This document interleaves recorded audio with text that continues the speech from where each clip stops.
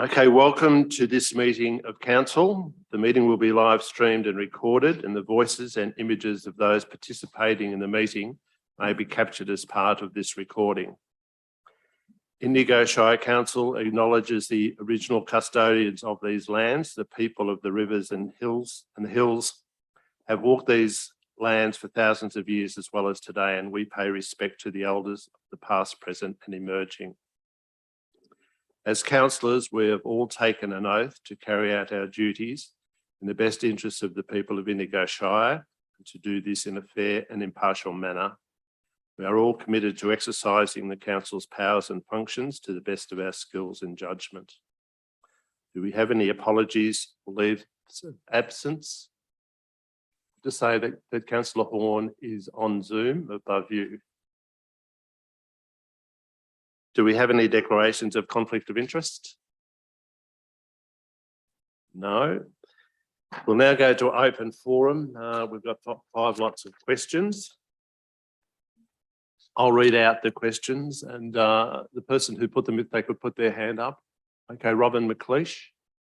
Thanks, Robin. Question 1. At this year's February Council meeting and at subsequent meetings, I requested Council to investigate the introduction of speed limits in Indigo Shire CBD. When will Council provide information on the introduction of 40km/h speed limits in all of the Shire CBDs? The Director of Infrastructure, Ian Allett. Hi everyone. Thanks for the question. Look, my answer to this is quite similar to the response I provided last meeting, except that the 10th of October has come and gone. So the process is that the speed limit review we've submitted to Regional Roads Victoria. They, on a monthly basis, send stuff through to the what's the name of it? The Road Safety Victoria. They met on the 10th of every month. So what's happened since the last meeting is that they will have considered that. I've spoken to Regional Roads Victoria since. They haven't got any feedback from that, but I would expect that would just go through its process. It needs ministerial sign-off, and we're unsure whether the forthcoming election and the caretaker period might interrupt that time frame. So we're waiting to hear now the outcome of that for Beechworth, but I would expect that we will see that approved in the introduction of 40k limits. To my knowledge, the other towns, there hasn't been deemed necessary to make any other changes. Certainly, Rutherglen and Yackandandah at least already have 40k limits. And my understanding is that the committee didn't see any other towns in the need of revised CBD speed limits. Thank you. Thanks, Ian. Question 2. Council has decided that the historic carriage collection will be transferred to an undisclosed temporary location on a private property on the outskirts of Beechworth. Which authority will be responsible for the management of the facility, provide insurance cover, ensure that fire protection is adequate, and pay any lease costs incurred? CEO. Thank you, Mr. Mayor. Through you, the start of the statement is inaccurate. Council has not decided any such thing.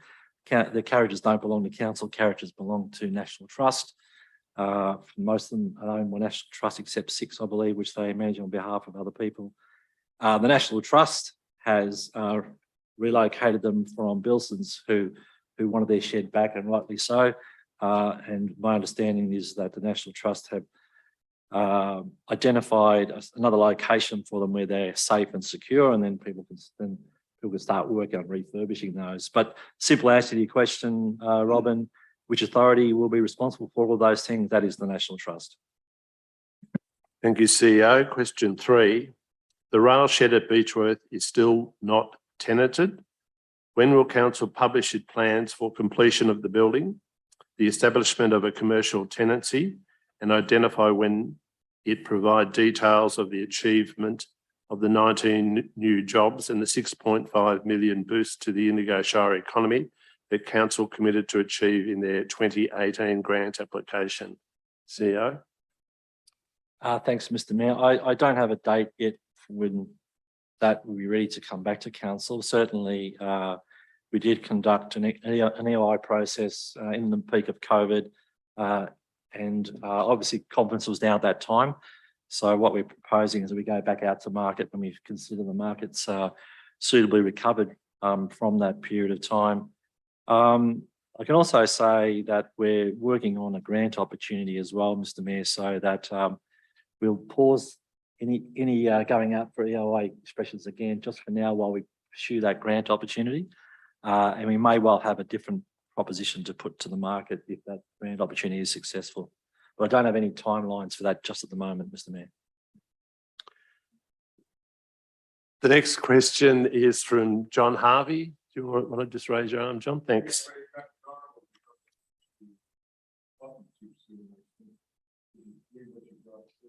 Sure.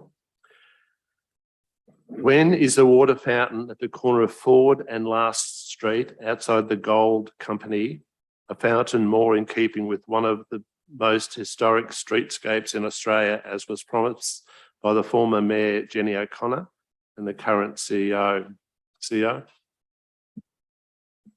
Thank you for the question, John, through you, Mr. Mayor.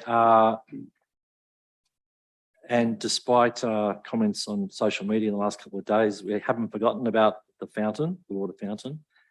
I presume you meant the corner of Ford and Camp Street. We've done some work on looking at an alternate fountain that fits in with the heritage in the precinct that surrounds it, which has become quite prohibitively expensive. So we're looking at other options. One of the other options we're looking at is that possibility of the four-headed lion fountain across the road and perhaps some modification to that, but we need to work through what those possibilities are, and then we'll take those back through the Access Committee to see if that's an acceptable option as well. So at this stage, I can say we haven't forgotten about it. It is a work in progress. We certainly want to put something in there that's in keeping with the surroundings, and but at a reasonable cost. So when I can find something that solves all of those issues, then we'll have that sorted. Thank you, CEO. The next lot of questions is from Genevieve Millom. Genevieve, they're quite lengthy questions, but I'll read them out.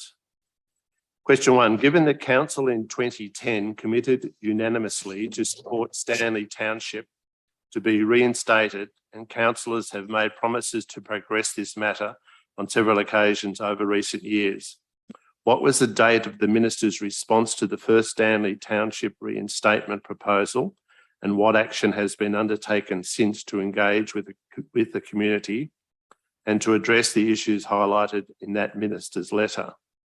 Will the council commit to consult with the community's representatives on all matters that impact on the revision of that township plan? Director Greg Pinkerton. Thank you. Thank you for the question. It's been a while since we provided an update on the Stanley Township. So the minister's refusal letter was dated the 25th of May 2020. The letter refused the amendment based on bushfire risk. So it was something that came out of the Bushfire Royal Commission that threw a spanner in the works of that one. Since then, we've been doing a bit of work with the CFA to understand the way forward, and we believe that we're making some progress on that. At this stage, we haven't been out to the community because it's really a technical question of bushfire risk. But we'll very shortly be in a position to be able to come back out and talk about what it is that we can do. And we hope that that work will be not too far away. We need to employ a new strategic planner to progress that. And the next stages will involve quite a bit of community consultation, not only on the work that we've done, but also on the assumption that this goes to a planning scheme amendment that will include community consultation as well. So pretty keen to get that one back out. Thank you. Question 2. Council's place planning priority document identifies 3 communities that would benefit from a place planning project as being Beechworth, Barnawatha and Waggunya, and suggests that communities such as Stanley would benefit from only elements of place planning. The guidelines also state that holistic place planning projects are to be reserved for communities with a population over 500. Given the changing conditions in Stanley, demographically, economically and environmentally over the years since the first township proposal was submitted to the Minister, and the unique requirements such a project demands, is Council prepared to recognise that Stanley is a priority candidate for a rigorous, holistic place planning process to inform the review of the township proposal so that the new township can realise the current integrated needs, opportunities and objectives of the community, taking account also of the matters raised in the two previous 4-year vision plans undertaken by Stanley Community. CEO. Thanks, Genevieve and Mr. Mayor, through you. Quite a long question there. I guess the guts of that question is in regards to is council prepared to recognise a range of things that are raised here? This council has already considered a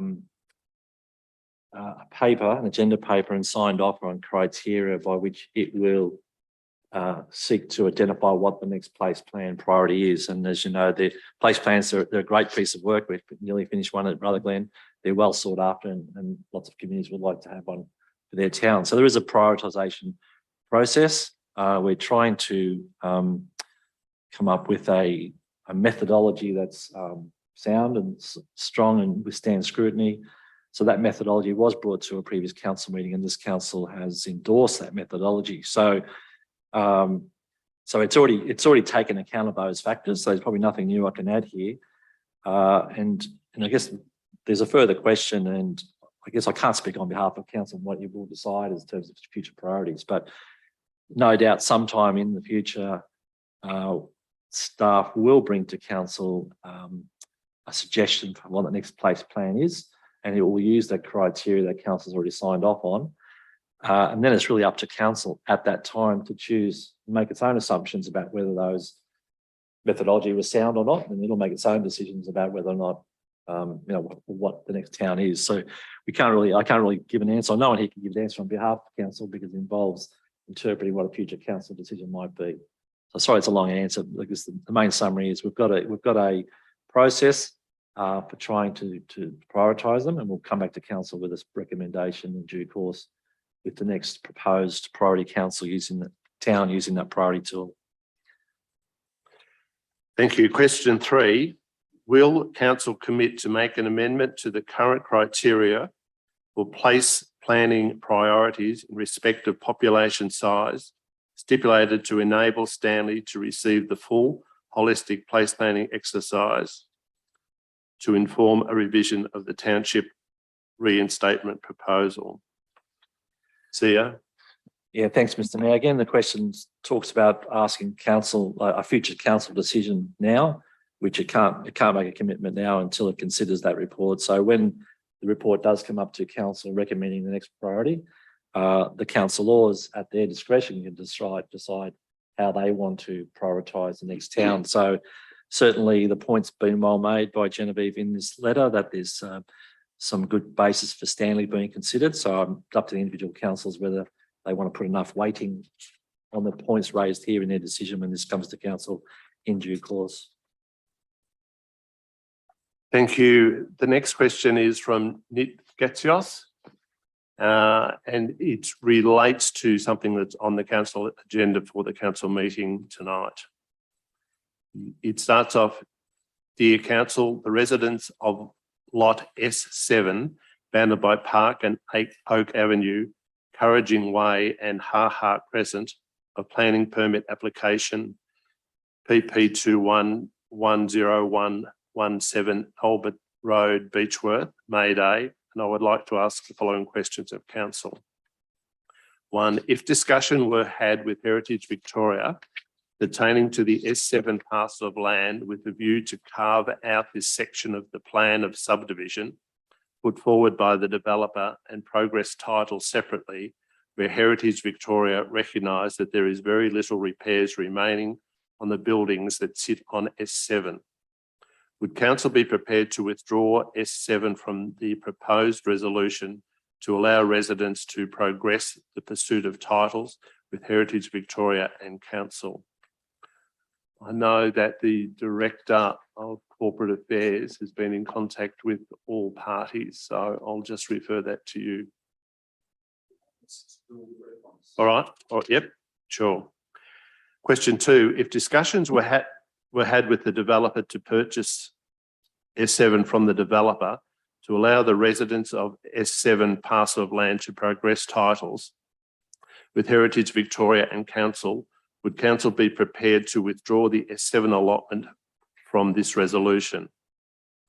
Question 3, if the residents of the Section 7 allotment are prepared to undertake responsibility for the progression of the plan of subdivision for the Section 7 allotment and have established a relationship with Heritage Victoria permits and planning departments, including but not limited to Jessica Altolino, Nicola Starmand and Stephen Avery, the Director of Heritage Victoria, would council consider removing Section 7 from this resolution to allow the residents to progress the subdivision on a timely and efficient manner?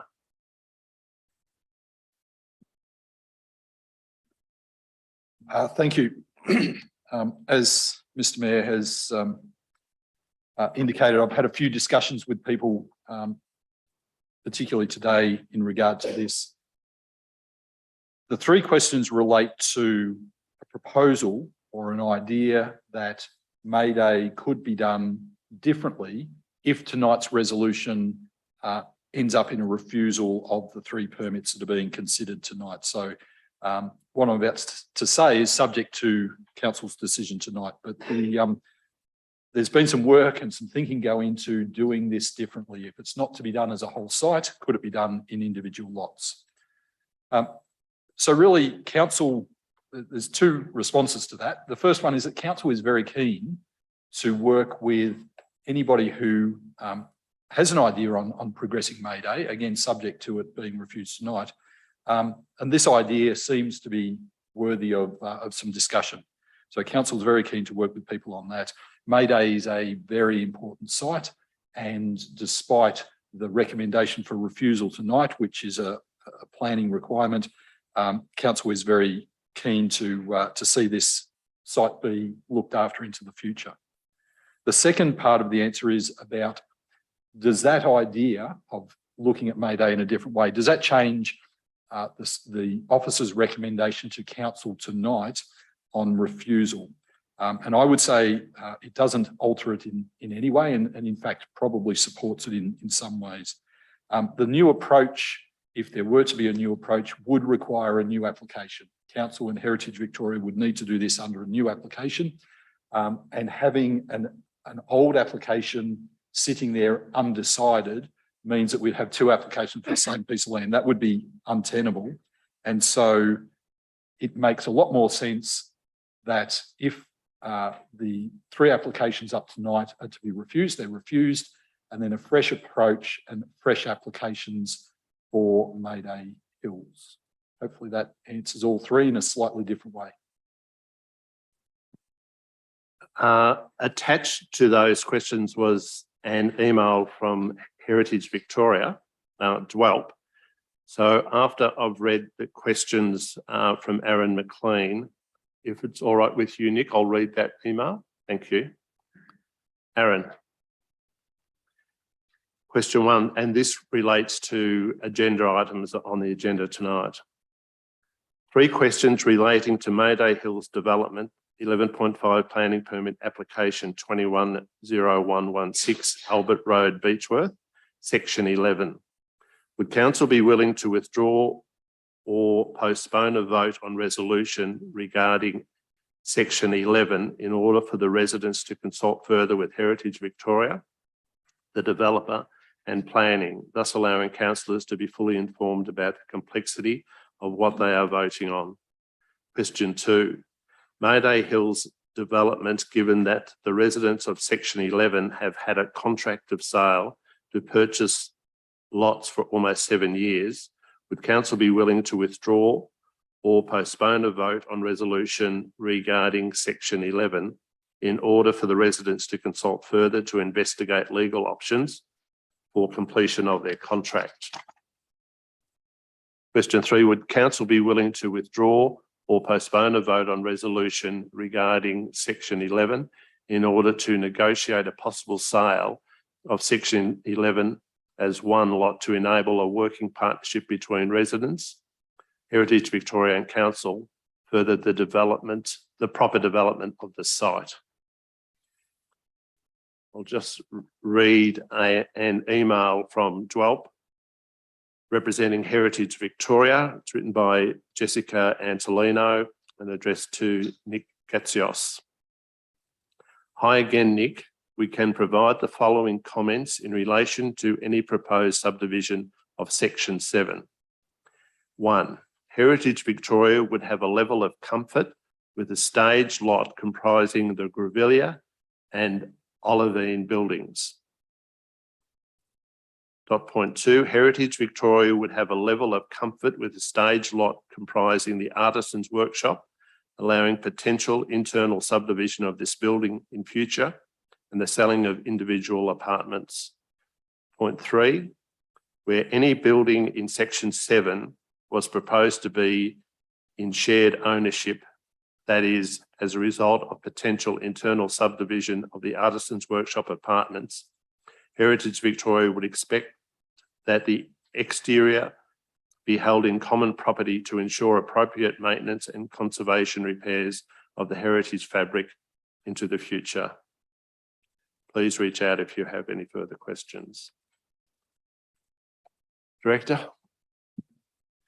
Thank you. This is the same matter, a similar question to the last one, but there's a couple of slight differences. First two questions ask about would council be willing, and I'll take this as would the staff recommendation change to enable some more time to inform councillors about what they're voting on and to give the residents more time to consider their legal options. From a council perspective, this is a fairly simple matter of planning law. Council has been directed by a determining referral authority to refuse the application. So the planning side of this is fairly straightforward recommendation that where a determining referral authority says to refuse, that's council's only path forward. But as I said in answer to the previous questions, that doesn't mean that these ideas can't be progressed. And in fact, it actually clears the way for these ideas to progress cleanly. The final question asks about withdrawing or postponing the vote to enable council, residents, Heritage Victoria to work together on an alternate plan. As I've said a couple of times, I really don't believe that is necessary. And in fact, it makes it cleaner to deal with the past application so that the new one has a clean has a clean path forward. But I just want to pick up on the last part of this question about council, residents, Heritage Victoria working together. That's really important. Everybody I spoke to today is really committed to having a look at this and seeing where this might go and how it might develop. So we're on board from the planning team to be involved in any of those discussions. Thank you. I'd just like to add that this is a major development for this site, and I know that both of you have worked very hard to achieve this.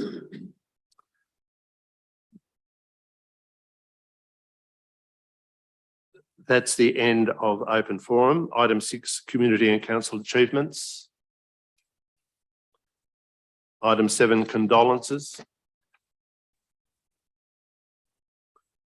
Item 8, the recommendation is that the following minutes be confirmed. The minutes of the council meeting held on 27 September 2022 is published on council's website, and 2 confidential minutes of the council meeting held on 27 September 2022 as provided to councillors under separate cover. Would somebody like to move that recommendation? Moved by Councillor Croucher, seconded by councillor Tyson. Councillor Croucher. Does anybody wish to speak to the motion? Is anybody against the motion? Carried. If any of you would like to leave now, because we're just going on to the ordinary, although you two would like to stay. All right. Item number 8. Is there any business arising from the previous minutes? There's a response from the Director of Planning and Corporate Services, Greg Pinkerton, regarding Mark Fletcher.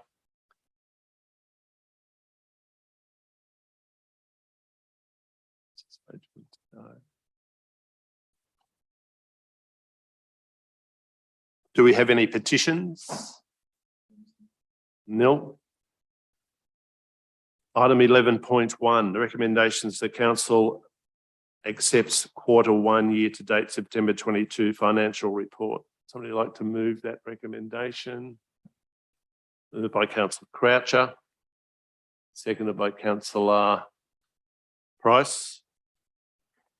Councillor Croucher. Yeah, well, I always like to see via the finance report how our organisation is progressing, and particularly I like looking at the bottom line. And I see that the organisation is on track to the adopted budget. So with this, taking this into consideration, I'd like to move that. Councillor Price. I've got a couple of questions. With the cash graph on page 15, it says that the forecast position for September is 17 million, whilst the actual is 12 million, which is a very large discrepancy between the forecast and the actual. The Director of Finance and Corporate. Yeah, thank you. The cash graph forecast has been set based on a rates strike date, because that's when a large amount of cash comes in, and the rates were slightly later this year, and so therefore we've got a timing variance between it. We'll see that pop up probably next month. On that same graph, it shows that in April 2023, the budget forecast has the cash reserves dropped to $3 million. Is that a reason for any concern regarding future commitments? No, the council's long-term financial plan, which is published as part of the budget, shows that council keeps a working capital amount as cash on hand, and that amount is still in excess of that working capital amount. Do we have any other questions? Councillor Horn.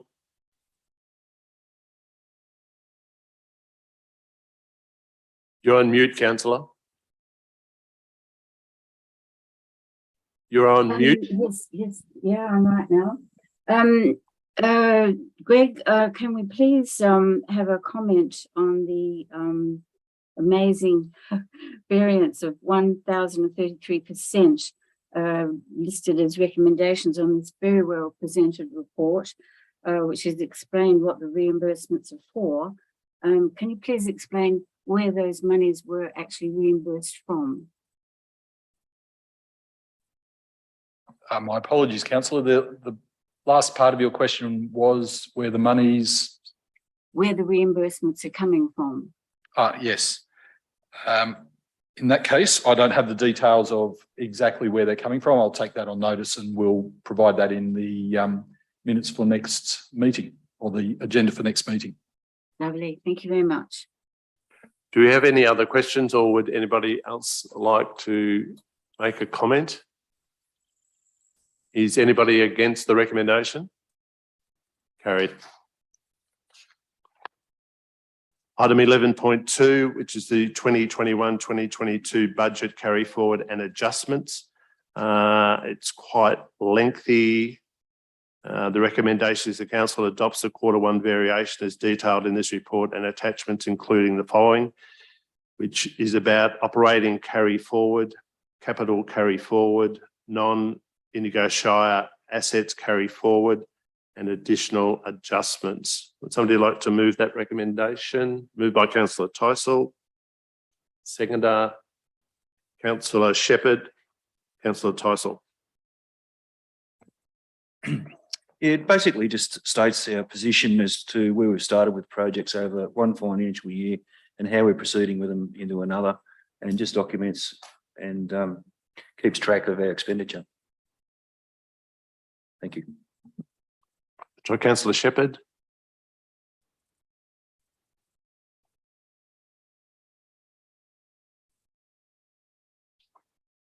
Yes, they cover operating projects were not completed in the previous financial year, income that was either forecast in the previous financial year but not received, new projects and major projects. And then it's listed, it's very transparent where that money has come from and why we need to adjust the budget. And overall, in summary, at the end of the adjustments, the net position is favourable by 11,520. Would anybody else like to speak to the recommendation? Is anybody against the motion? Carried. Item 11.3, which is a planning permit application.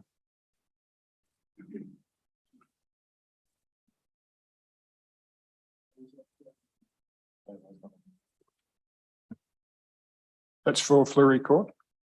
Yes. I'd like to. Councillor Goldsworthy. Yeah, I'd like to move that this matter be adjourned off to or deferred until the meeting in November, so that planning can give us advice on a late legal document that came in today. Do we have a seconder? Seconded by Councillor Tyson. Councillor Goldsworthy. Yeah, we were sent an email at 3:30 this afternoon just on a considered legal opinion from the applicant, and it would just be remiss of us not to give it due consideration. And unfortunately, we haven't had that opportunity. So I'd just like to defer it until the November meeting, and so that we can consider that advice and perhaps get our own. Councillor Tyson. Would anybody else like to speak to the motion? Is anybody against the motion? Carried. Item 11.4, which is planning permit application PP 220080, 59 Last Street, Beechworth. The recommendation is that a notice of decision to grant a planning permit development of 3 dwellings and 3 lot subdivision of land at 59 Last Street, Beechworth be issued subject to the conditions at attachment 3. Would somebody like to move that? Moved by Councillor Goldsworthy.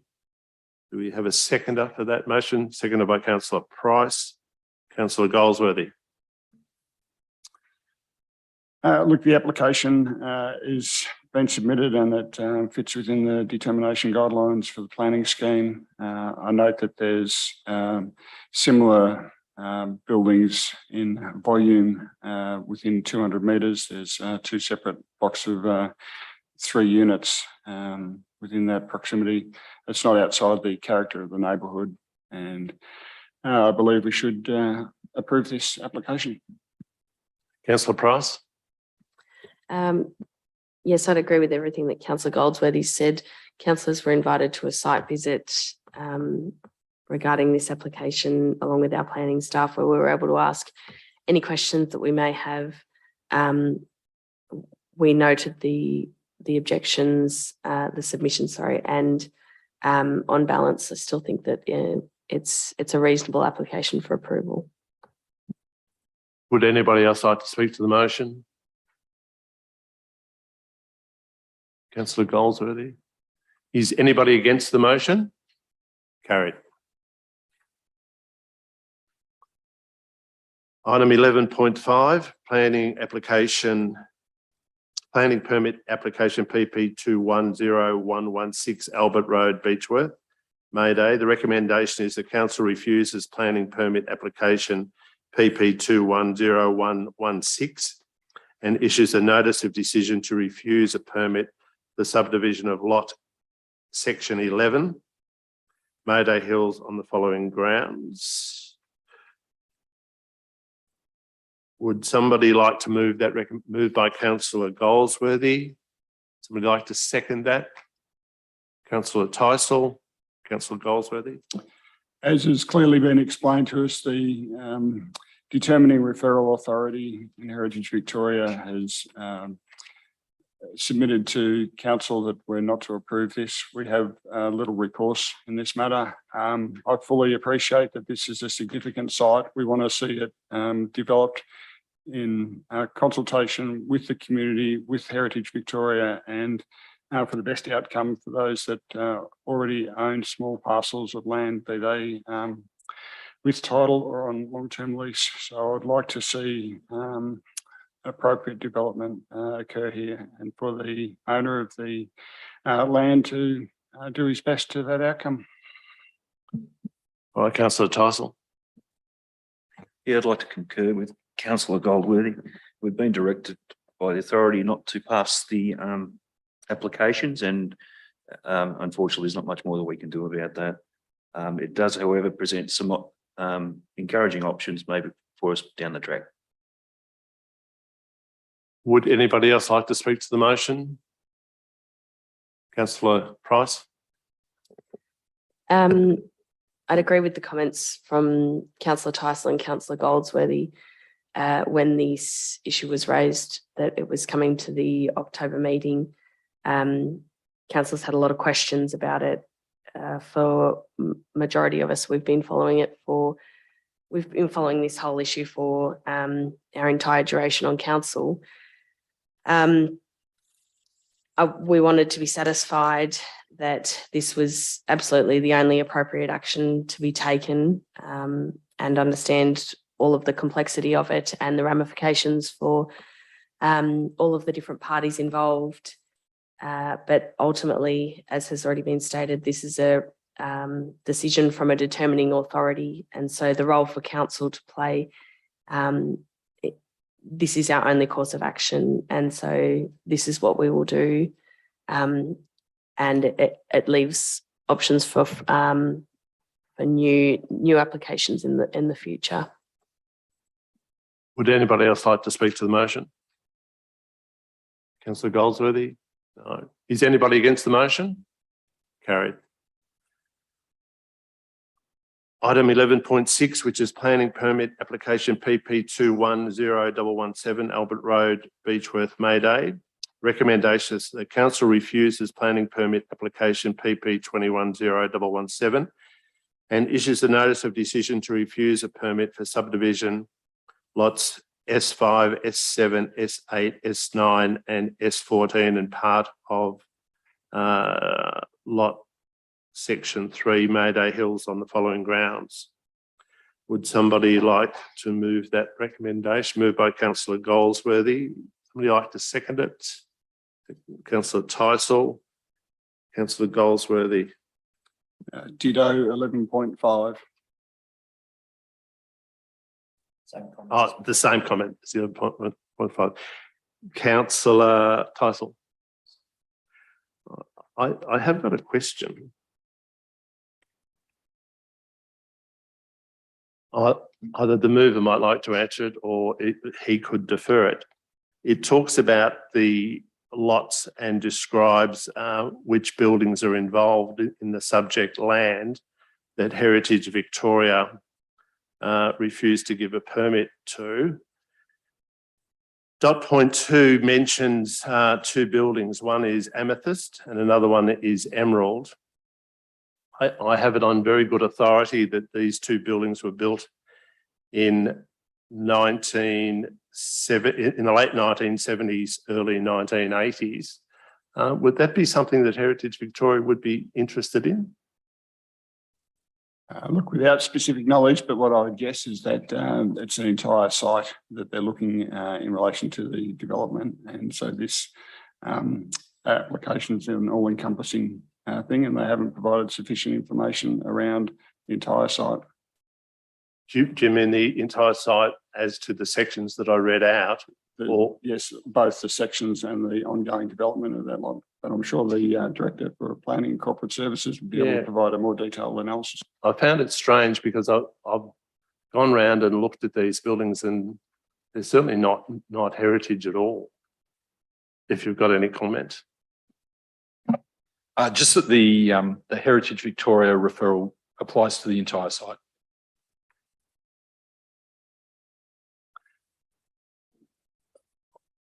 Would anybody else like to speak to the motion?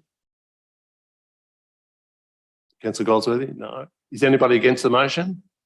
Carried.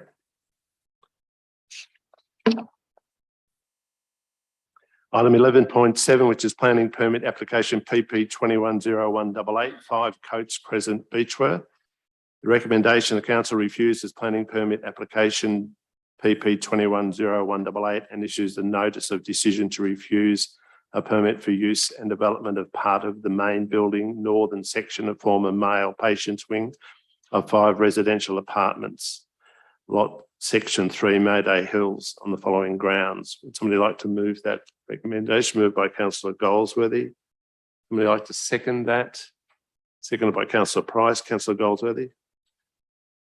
Broken record. They very much the same reasons as 11.5 and 11.6. Councillor Price. Would anybody else like to speak to the motion? Is anybody against the motion? Carried. If any of the gallery would like to leave, seeing that we've finished the planning permits, please feel free to do so. Or if you'd like to stay, you're more than welcome. Item 12.1 is the community grants 2020. Oh, there's a few going.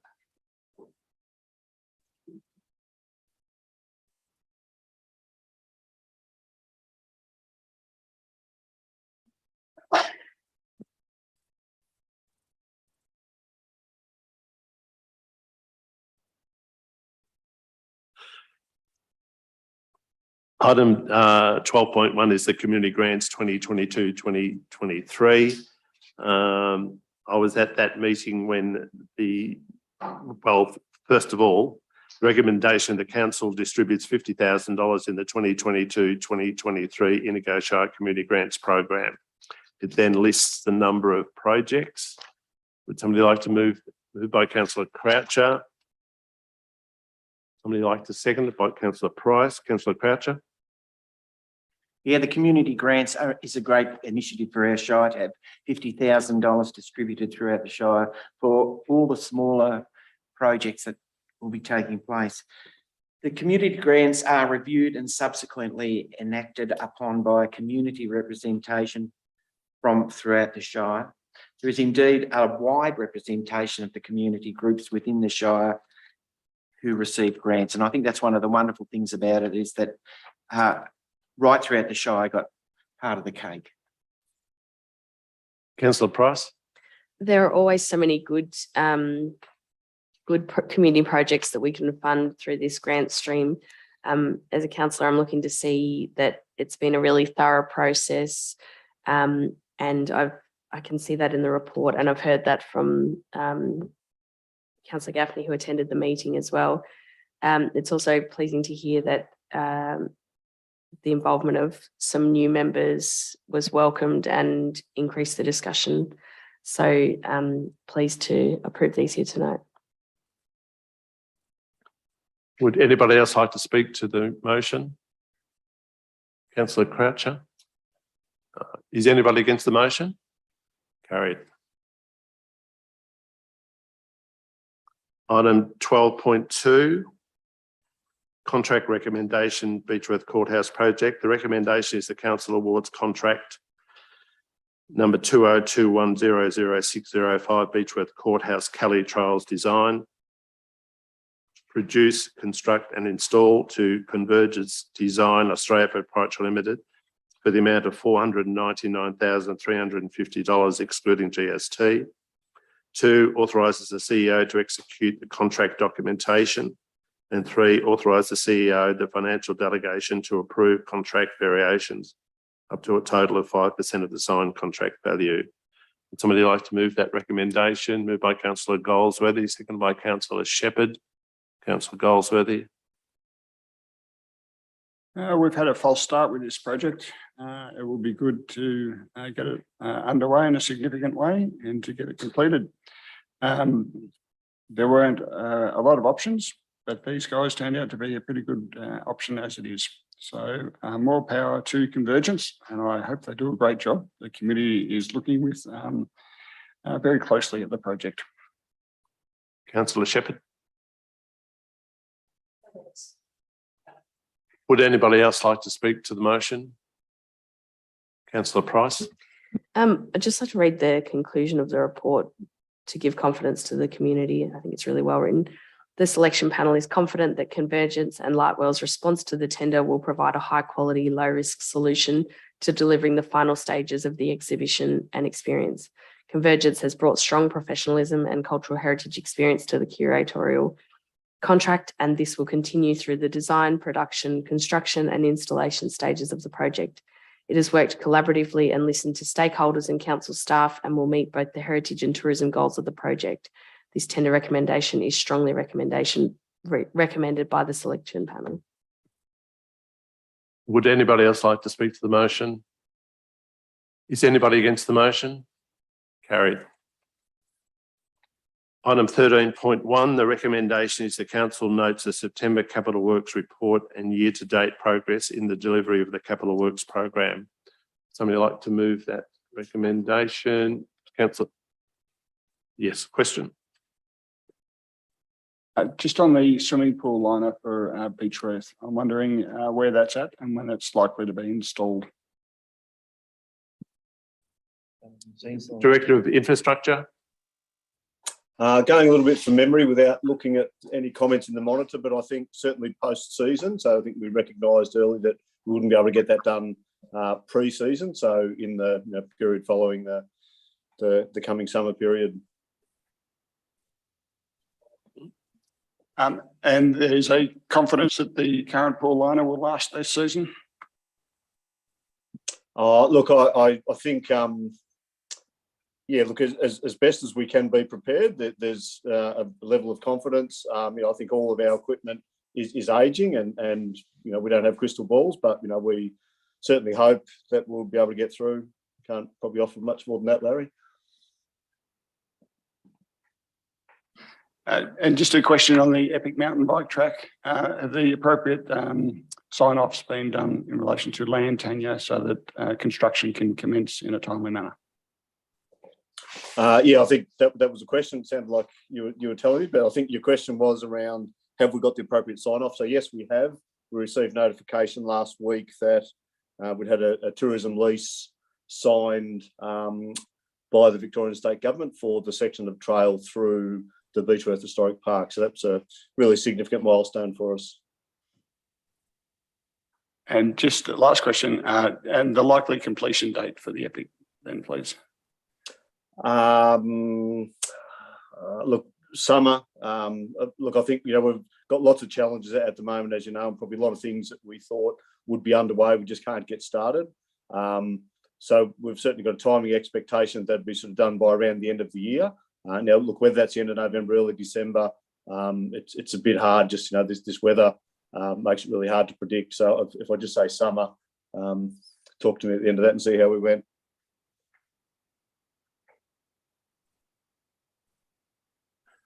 Councillor Shepherd. I note in the report about road network and saying that major patching by around 70,000 with offsetting savings from other areas of the roads budget. But I'm just wondering what else we're going to be able to do with with the roads at the moment, as we're aware, even just this event that happened this afternoon, they're really being damaged. I'm just wondering, is there some sort of crisis discussion or like what's happening around what we're going to be doing with the roads and where we're going to be getting that money from? Yeah, look, a really good question. I don't have all the answers, but if I have a bit of a stab, initially I think there's two parts to it. So with every emergency event, and certainly these flooding events that are having wide impacts are an avenue for us to be able to get access through emergency recovery funding. So that's money that channels through the federal government, through the state government, and we've been tackling a number of issues from past events through there. So that's certainly one avenue, and any damage or costs that we can deliberately apportion to an emergency event, then we should be able to get funding back to support the recovery of those assets.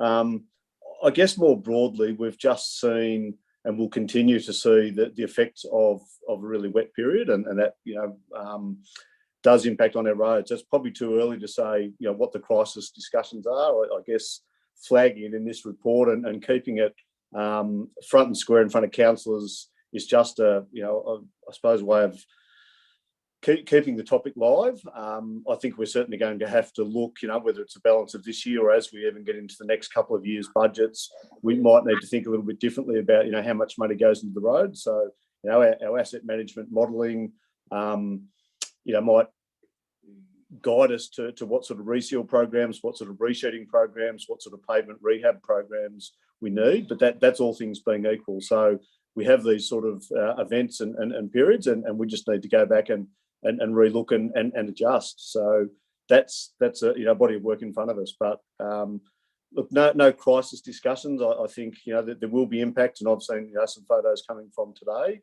and I hope some of those sort of things we would get access to the emergency funding, and we'll just have to wait and see. And sorry, can I just ask another thing? I imagine there's lots of people with areas that they have concern around when they're driving. Are we keeping a database, or is there a number that they're just ringing the Shire to give feedback on the roads? I mean, I see a lot of it on our social media discussion around it, but are we being told that, and are we keeping some sort of register on that? Oh, look, I think we always do. Nothing specific to this event. I mean, certainly our customer service records, any day of the year when people report in, they all go into a database. So we capture all of that data. When we have events like this, I mean, part of the role of our operations staff is to patrol around the roads and check out the bridges and culverts, and so there's a fair bit of work that they do just monitoring and inspecting, and then I think within just our road inspection regime, we have staff that periodically go and assess every road. Now the timing may not line up with this, but I think for the most part, our staff get out amongst it, have a look, do inspections, and certainly everything that's reported in by the community feeds into that same database, I suppose. Thank you. I've got a couple of questions for the CEO. The first one is, could you tell us the position with the Rutherglen Winery Rail Trail Cycling Walking Track project is up to? Thank you, Mr. Mayor. The council will be aware that there was an announcement nearly 12 months ago now that we were successful in round 5 of the Building Better Regions Fund program. We have has taken a little while, but we now have a funding agreement now executed by the federal government, so that grant is now executed and secured, which means we can now get on in earnest and get that project up and running. So we have been holding back till now until we can get that funding. We can't spend any money until we get the grant approved. So it's up and running now, and we'll be going full steam ahead, weather permitting, Mr. Mayor, get that thing completed. I know that a lot of staff members, and including yourself, CEO, put a lot of time and effort into getting that agreement finalised. So well done. Thank you. The other question I've got is the land that the council purchased at Chiltern, and it's in the budget for a master plan. Is there any timeline when that consultation might start? People in Chiltern are still talking about it. Do you want to go? So, Mr. Mayor, if I can hand over to the Acting Director of Community Development. Thank you, Mr. Mayor. The terms of reference for a community reference group is just being finalised at the moment. So we'll actually be calling for expressions of interest from community members to form that reference group, and from there the consultation starts. Great, thank you. Mr. Mayor, there is a timeline for that to have consultation in the new year and completion of the project by June 30, 2023. Thank you. We'll get back to item 13.1, the September Capital Works Report. Would somebody like to move that recommendation? Moved by? No, he hadn't moved it. Do you want to move it? All right, Councillor Goldsworthy, seconder. Councillor Price. Councillor Goldsworthy. No, it's another good report, and always good to be up to date with capital works, and with all this water coming down, there'll be plenty of work to do. Councillor Price. The only comment that I'd like to make is to make the community aware that a lot of our discussion at the moment is around delivery challenges, and there were COVID and there were other things, and now they're morphing into weather and resourcing and different things that have flown on from COVID, as well as other factors. We get really well briefed on that. It's included within the report on page 78. We get really good detail from our staff around all of these different issues. They're not going away, they're all going to have to be managed, but I'm really pleased with the level of reporting that we receive, and that flows on to the community through the report that's in the council meeting agenda tonight. Would anybody else like to speak to the motion? Is anybody against the motion? Carried. 14.1, the recommendation is the council adopts the public transparency policy 2, and point 2 endorses the officer recommendations listed in the table below. Somebody like to move that recommendation? Councillor Tysell, seconder. Councillor Croucher. Councillor Tysell. Yeah, so the transparency policy is a necessary piece of legislation that we need in local government. It goes back to the Local Government Act of 2020. This has just come back from community consultation through August and September. There were several submissions, and some of those have been taken into account in the changing of some of the policy. Thank you. Councillor Croucher. Yes, exactly what Councillor Tysell said, but I did notice that it did go out on review, and there's a few minor changes that were made from some of the responses that they received. Would anybody else like to speak to the motion? Councillor Horn. I actually have a couple of queries. I was rather startled to read that there were over 42,000 Freedom of Information requests lodged in Victoria last year. It was also very interesting to note that the Victorian Information Commissioner, Stephen Blumell, is urging government agencies to be more proactive in this area. Unfortunately, Mr. Blumell, an unusual name, doesn't actually believe that Victoria has a culture of secrecy, but he does say it's become somewhat of a habit to withhold information, especially when information could be inconvenient or embarrassing. And I wonder if I could ask the CEO to comment on these following items, please. How can the community be confident that the development of this policy is not a case of marking its own work? What checks and balances are in place to counter the perceived influence the CEO has with matters that could be uncomfortable for the organisation? And will we be taking on board Mr. Blumell's motto of, if in doubt, give it out? CEO. Thank you, Councillor, for the questions through you, Mr. Mayor. Can I answer this in two parts? First of all, I'd like to acknowledge our outgoing governance officer, Jane Still, who completed this report and left it for us to finish the job on. If we read the report, we'll see that the questions that have just been put to me are very, very, very similar to comments and submissions that were in the attachments. And I think James done a great job at summarising those suggestions, including those in relation to the CEO and the role the CEO plays in making the final decision. And I think they're addressed in the report. So if I can make that comment. But I would still like to add to that and say First of all, the CEO is not the final decision maker. The Victorian Information Commissioner is the final decision maker.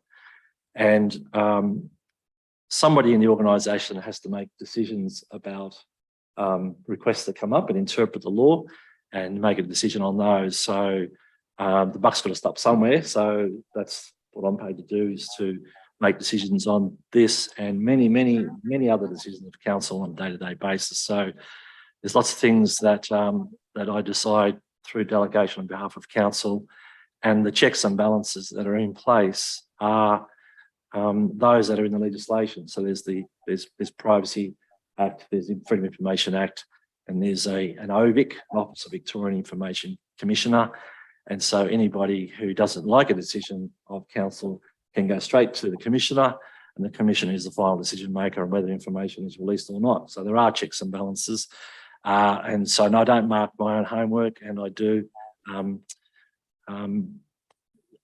not withhold information unnecessarily. But can I just say one last thing, Mr. Mayor, if I can, that my own personal values are very strongly about openness and transparency, and I know that's supported by council as well. So you'll find this council, there's no secret squirrel business. This council, when we look at the LGPRF scoreboard, you'll see that we compare extremely well with items that are heard in confidential. We hear most items in open council meeting. Those things we hear in confidential are very few and far between. And I think I'd like to throw the challenge out to anybody in the last 5 years since I've been here at least. I don't think I've refused a single document being released. If there is, I'd like to hear it. And if there are, if they have been withheld, they'll only be because they perhaps were deemed confidential under the Local Government Act. So we certainly drive a culture here of openness and transparency and give out information, whether it makes us uncomfortable or not. We certainly give it out in almost all situations. Where we don't, it's because the Act doesn't allow it. If there's been an occasion when, and I get this isn't about me, it's also about future CEOs, and the policy needs to transcend multiple CEOs, the Act provides for the final decision maker being the Commissioner, not the CEO. So there's the checks and balances there. Thank you. One more question. It's my understanding that when people apply for a freedom of information request from the state government, people who are on pensions don't actually have to pay. Is that correct? And if so, why do we, do we charge? So I'll go second question first, Councillor. There is an opportunity to charge a fee. It's a very reasonable fee, a modest fee. And the purpose of the fee is to provide some sense of reimbursement to council for time when there's a lot of council officer time spent on doing research or pulling out records and so on. And the charging of the fee does provide not all, but a part reimbursement to council for the cost of doing that. But it also sends signals to the community that there is a cost to ask questions and access that information. So if there was no fee at all, there's no incentive at all for people to put any limits on their requests for information. So by having a fee to say, well, this is going to take a lot of time, there is a cost to council and other ratepayers for you to answer that, for us to answer that question. Is there a way that we can put limits on that or hone in on what it is you're trying to find? And by charging a small fee, it does usually sharpen the mind of the person asking the question to say, okay, let's try and keep the cost down and narrow down the question so we can minimise or make more efficient the things we do research under FOI. Having said that, that's the purpose of it. But having said that, there are circumstances upon which we can waive that fee, and we often do. And in particular, we almost in most cases don't charge a fee at all, and we provide it for free. Just get on with it and do it. But if there is a particular request that is quite lengthy and time-consuming, does take a lot of time, we are entitled to charge a fee, and we'll work through the applicant to try and keep that down as low as possible. Lovely. Thank you very much. Do we have any other questions? Do you wish to sum up, councillor Tyson? No. Is anybody against the motion? Carried. Item 14.2, the recommendation is the council receives the biannual report of the Audit and Risk Committee and thanks the committee for its work. Moved by councillor Price, seconded by councillor Tyson. It's been another busy period for the audit committee. There's a whole list of items that we've gone through that it's a jargon only for the audit and risk committee. It doesn't really tell us a whole lot because it is so particular to this particular skill set in this group. So I think that the most telling remark is the opening remark from the chair's report that the committee can report that council staff led by the risk and governance team has implemented systems that support effective oversight of the activities of council. That's what this group is there to do. Councillor Gaffney and myself are the two council representatives on the group. We're well represented by our council staff, and it's a very effective committee with some great independent members. Councillor Tyson. Just agreeing with councillor Price. Would anybody else like to speak to the motion? Being on that committee, I'd just like to reiterate the comments made by councillor Price. They're a hard-working committee. They get very large agendas. They go through it. And it's probably not their job, but they do make council accountable to them. And of course, it goes to the internal auditors, the external auditors representing Vargo, and Vargo always have given, well, I won't say always, but in recent years have been given glowing reports to this council. So that's good. Would anybody else like to speak to the motion? Is anybody against the motion? Carried. Item 14.3, the recommendation is the council receives the Indigo Shire Council annual report. Somebody like to move by councillor Croucher, being by councillor Tyson. Councillor Croucher. Yes, well, what a wonderful report. What a wonderful document this is actually, and a wonderful report, because it actually captures what the Shire has achieved in the past 12 months.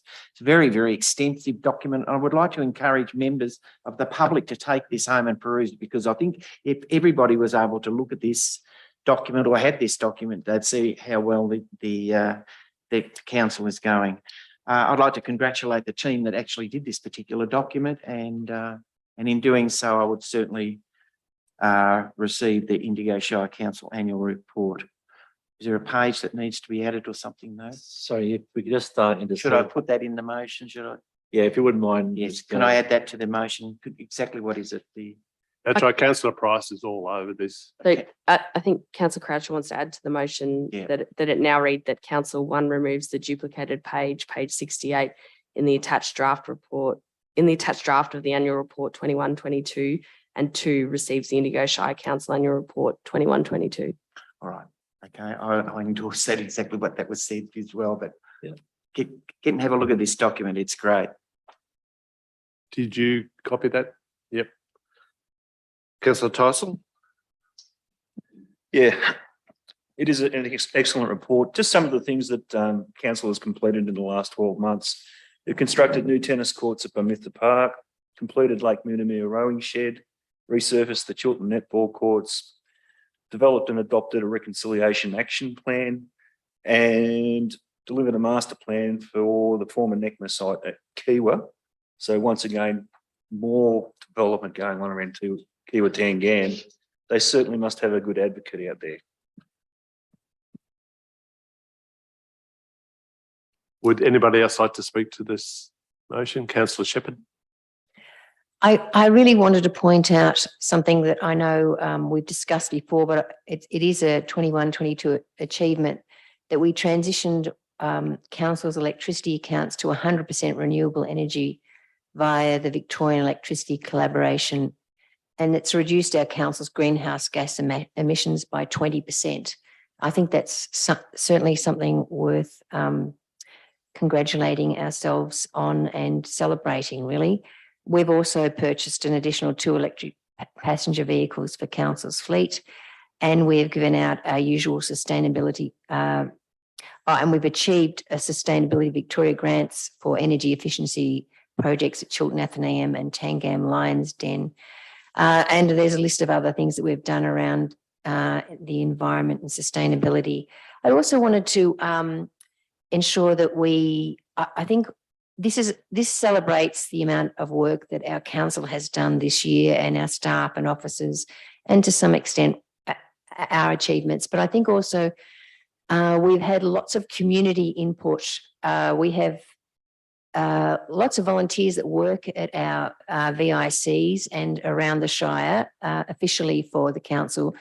And we also have all of our advisory committees and our reference groups and our steering committees and our project groups that all have community representation on them. And without that community representation on all those areas, we wouldn't be able to achieve as much as we do. So they absolutely value add to these achievements. And I just wanted to also thank them for their work in providing their skills to this year.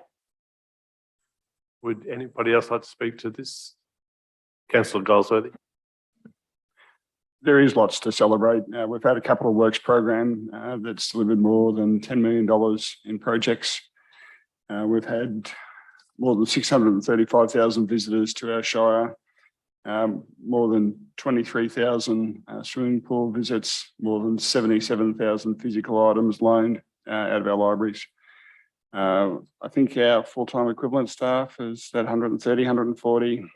We've got a budget of say $35 million. We deliver a lot for our small community. I think until you read the 80 pages, you don't really know or understand the depths and breadth of the services delivered by the Indigo Shire. So well done to the CEO for being the leader of that organisation, to the staff for putting together this report, for our departed finance advisor for all his work in getting it together. Departed in a good way, that is. So well done to everyone. And as alluded to by Councillor Croucher, it's worth everybody having a read too. Councillor Horn. Even though there are lots of facts and figures, readers may find this document to be somewhat aspirational. It's certainly a snapshot of the services, support and operations of the entire operation, but it also demonstrates the translation of words like vision and purpose into actuality. It's a report that's a valuable litmus test. It's a chance for stakeholders, the citizens of Indigo Shire, to gauge all areas of responsibility, to find out if the words and deeds align, and to answer the most important questions: did we get it right? And does it pass the pub test? Would anybody else like to speak to the motion? Councillor Price. More of the same from what some of the other councillors have already said. As I look at the list of achievements, you know, the notable ones that are mentioned within that report, it really makes you think about the last few years that we've had. All of these projects don't start and end within this financial year. That means there's had to have been effective planning before that and effective budgeting in the years leading up to that. That means that this organisation has worked really well throughout the COVID period to ensure that we've got really good processes and that we're continuing to apply for our grants that we need and fund and deliver projects. And I think that's pretty good effort for a small rural council under these circumstances. So again, congratulations to the organisation. It's a great annual report. Just before I go to Councillor Croucher to sum up, we've spoken about the staff and the CEO. I'd also like to mention that that this is a really functional council. We debate certain things. We've got different views on certain things, but the main thing is that we're functional and we work as hard as we can for our communities. Councillor Croucher.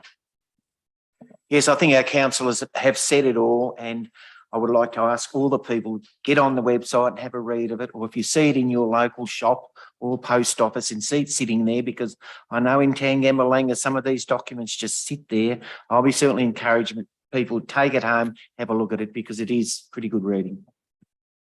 Is anybody against the motion? Carried.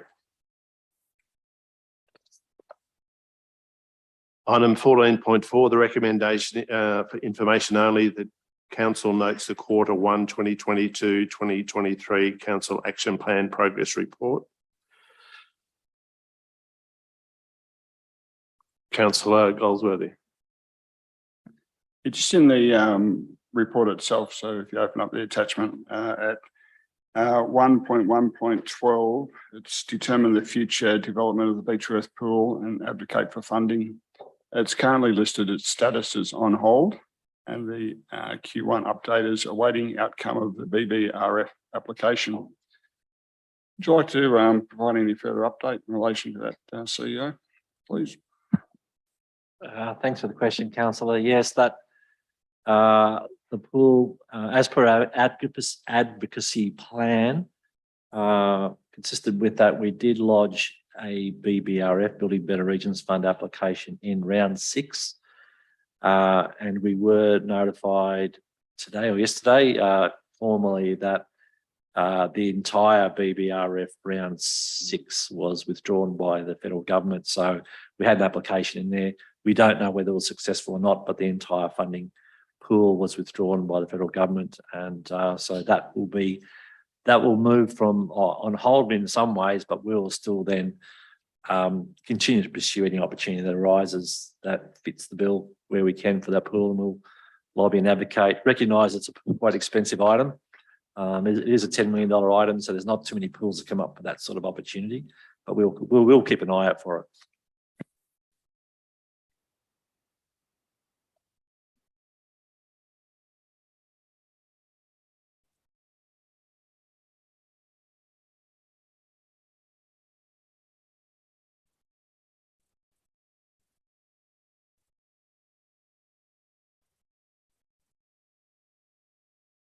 No, yes, it's information only. I'm happy to move it, that we note it. All right, moved by Councillor Shepherd, seconded by Councillor Goldsworthy. Is anybody against the motion? Carried. Sorry, Mr. Bell, we'll fix that anomaly next month. Item 14.5, the recommendation is the council accepts the attached informal meetings of councillors' records. Somebody like to move that? Moved by Councillor Price, seconded by Councillor Shepherd. Councillor Price. Councillor Shepherd. Would anybody else like to speak to the motion? Is anybody against the motion? Carried. Item 14.6, advisory committee minutes. The recommendation is the council receives the attached unconfirmed advisory committee minutes. 2 notes the following recommendation from the Indigo Community Access Advisory Committee. The action is to be carried out under delegation.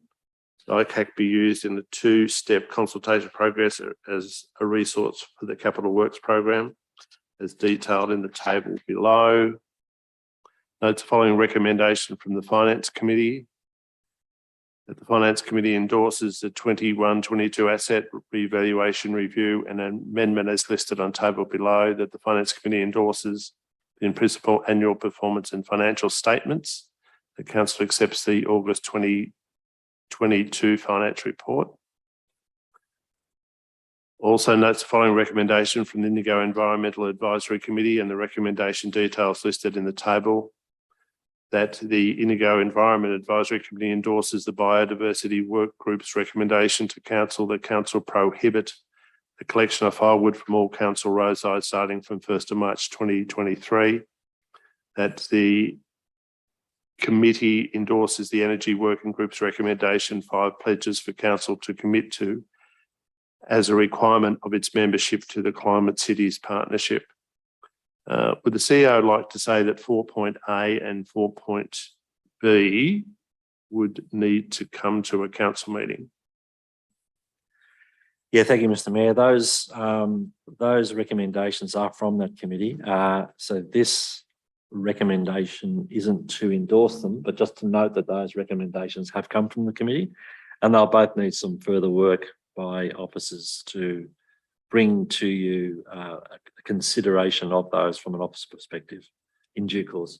Thank you, CEO. Would somebody like to move that recommendation? Moved by councillor Tyson, seconded by councillor Croucher. Councillor Tyson. Yeah, just like to back up that we have quite a few committees, and most of these, or all of these committees have community volunteers or volunteers from other areas that have specialty experience or expertise. And that these are merely recommendations from each of these committees, and that council will follow up on them in due course. Councillor Croucher. I just think it's important that we have these advisory committees throughout, that feed back into council to give us the information from communities and from other people around. So at this stage, are we changing the word endorses for this one, or are we leaving it as it is, or we're just noting it, are we? For me to actually second this one. Councillor Croucher, the word endorse is the words used by the committees. Right, they so we're endorse just them. noting that's what they've said. Yeah, so Yeah, Paul- I understand now. yeah, we're noting that They've said endorse, yeah, okay, thank you. Would anybody else like to speak to the motion? Councillor Goldsworthy. Yeah, just with item 4.A, I just forecast that I do have some concerns about that, and I hope they're looked at in detail, particularly around firewood collection from roadsides and what it means to some of our communities, given that they can't access natural or piped natural gas. It's a very important thing that people are able to forage for wood on our roadsides in appropriate times and in areas that aren't of natural significance. Just a question following on from that. The council issues permits for roadside collection of firewood. Is that correct, CEO? yes, it does. Thank you. Is anybody against the motion? Carried. Item 14.7 is for information only that there were no contracts awarded by the CEO to the valuation of between 250,000 and 500,000. Item 14.8, the appointment of an acting chief executive officer. The recommendation that council appoints the Director of Infrastructure Services, Ian Allett, as acting chief executive officer for the period 17 November to 15 December 2022 inclusive. Mr. Allett be authorised to exercise all powers and authorities reposed in the position of chief executive officer for the period of the appointment as acting chief executive officer. And 3, should the chief executive officer be unable to undertake the leave in this period or otherwise resumes duties during this period, he will automatically resume all delegations and powers. Somebody like to move that recommendation? Moved by councillor Shepherd, second by councillor Price. Councillor Shepherd.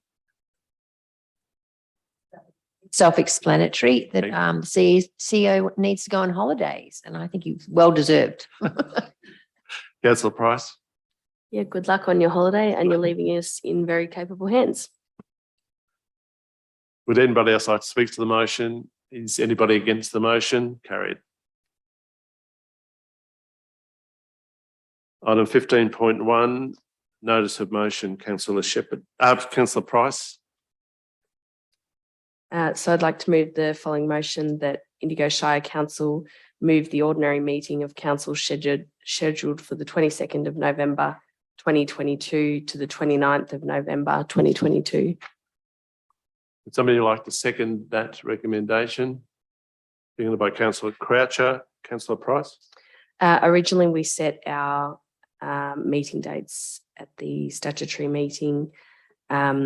We had originally scheduled for the stat meeting and the ordinary meeting to be held on the 22nd of November. Councillors have now got a very busy calendar in the lead up to that day. And as we're getting towards the end of the year, the ordinary meeting for November looks to be a very packed agenda. So in order to give both meetings the full attention that they deserve, I think it would be appropriate to move the ordinary meeting to the 29th of November, 2022. Councillor Croucher. I'd just like to endorse councillor Price's words. Thank you. Would anybody else like to speak to the motion? Is there anybody against the motion? Carried. Item 16.1 is for information. The mayor's diary. 17.1, the decisions register is for information only. Item 18, general business. Roberta Horn, do you have any general business? Councillor Tysell? Croucher, Goldsworthy, Shepherd, Price, CEO, any general business? Mr. Mayor, just to clarify, and I think that was pretty clear in your speech, councillor, before, but just to clarify that there'll now be 2 council meetings a week apart. So on the 22nd, the statutory meeting was to go ahead on that date, just so if there's any confusion out there at home. The 22nd of November will still be the statutory meeting, so the election of the mayor, deputy mayor, meetings for next year, that sort of stuff. And the ordinary meeting is on the following week, so 2 meetings in 2 weeks, if everyone's clear on that at home. I now declare the meeting closed.